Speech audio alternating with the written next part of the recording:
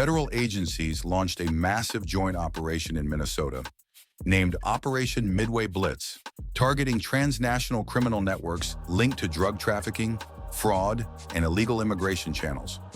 ICE, FBI, and DEA conducted coordinated raids across Minneapolis and surrounding areas, resulting in over 550 arrests within 2 weeks. Authorities seized large quantities of fentanyl, cocaine, weapons, cash, forged documents, and encrypted digital evidence. Investigators allege the network laundered money through shell companies and charities, with international cartel links and suspected corruption involving local officials, elevating the case to a national security concern. Minnesota has long been regarded as one of America's quieter and more stable states. For years, it remained largely absent from headlines involving large-scale federal raids or transnational crime operations.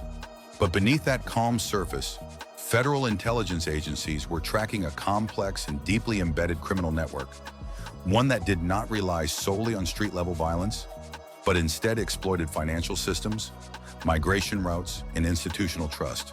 The investigation began with what appeared to be routine welfare fraud cases. Financial irregularities involving millions of dollars raised red flags across multiple agencies. As analysts followed the money, they discovered patterns that suggested something far more sophisticated than isolated fraud. Fake identities, layered shell companies, and charitable fronts were being used to siphon public funds while avoiding detection.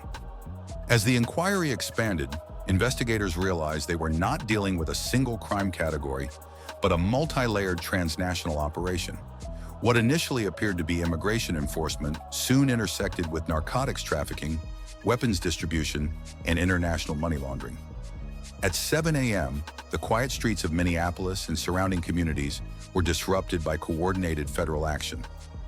ICE, FBI, and DEA tactical units moved simultaneously across dozens of locations. Neighborhoods were sealed before residents fully understood what was happening. Doors were knocked and in some cases breached under federal authority. Suspects were taken into custody inside homes, on sidewalks, in vehicles, and within industrial warehouses. The operation was named Operation Midway Blitz. According to federal officials, more than 550 suspects were arrested within 2 weeks. Law enforcement seized large quantities of fentanyl and cocaine, along with unregistered firearms, AR-15-style rifles, shotguns, ammunition, stacks of cash, forged passports, laptops, and encrypted storage devices. As evidence accumulated, the scope of the case widened rapidly. Financial forensics teams uncovered a highly structured money laundering system. Funds were moved in small, repeated transactions, amounts carefully kept below threshold that would trigger banking alerts. The money flowed through shell companies into offshore accounts, then re-entered the United States disguised as development grants, consulting fees, and community investment projects. Federal filings allege that the network had international connections, including coordination with the Mexican cartel, CJNG. Investigators described the operation not as ad hoc smuggling, but as an integrated logistics system that used migration channels, freight routes, and legal loopholes to move drugs, money, and people across the Midwest and beyond. During the investigation, a highly sensitive name emerged. Ibrahim Warsam, described in federal documents as a senior foreign official with diplomatic access. According to investigators, classified financial reviews and intercepted communications suggested his role was not symbolic. Authorities allege that he approved transactions, coordinated shipments, and resolved disputes at a high level. If proven, the implications would elevate the case from organized crime to a national security matter. FBI cyber units began decrypting intercepted communications. Investigators described the messages as deliberate and systematic. Allegations include the recruitment of minors as couriers due to their perceived invisibility, the use of religious and community facilities as temporary transfer points, and the alteration or erasure of criminal records to allow operatives to pass background checks. One of the most alarming discoveries was the identification of what investigators referred to as a shadow council, an alleged group of business figures, facilitators, and corrupt contacts operating within legitimate systems. According to federal assessments, this protective structure had been active for at least 6 years, allowing the network to function with minimal interference. When these findings were presented in Washington, threat assessments were elevated. The Department of Homeland Security issued internal alerts, and the case was reclassified from a regional investigation in bundled cash, neatly stacked, evidence of extensive laundering operations linked to offshore accounts. Ambassador Vega himself was apprehended attempting to flee through a service corridor. His diplomatic immunity had been nullified. No flag, no treaty, no international protocol could shield him from the consequences of his actions. Law enforcement history. Simultaneously, coordinated raids struck safe houses, warehouses, and financial fronts across Texas, seizing vehicles, freezing bank accounts, and detaining key associates of the network. Within hours, a sprawling criminal infrastructure that had operated with impunity collapsed entirely. Yet even as arrests were made and evidence secured, investigators turned their attention to the broader, human dimension of the network's operations.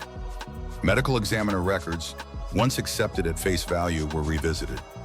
Deaths previously classified as natural causes or unexplained incidents were now linked directly to trafficking routes and the illicit operations of the network. Missing persons reports matched shipment manifests, revealing patterns of exploitation, trafficking, and in some cases, organized murder.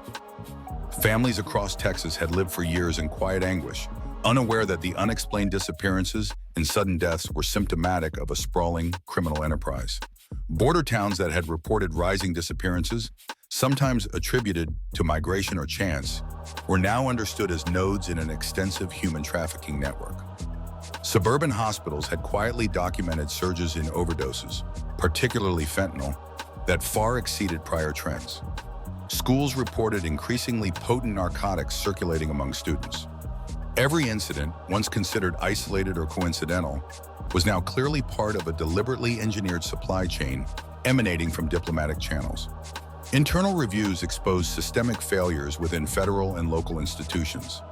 Multiple warnings had been filed, reports had been made, yet agencies operated in isolation, seeing fragments of the truth but never the full picture.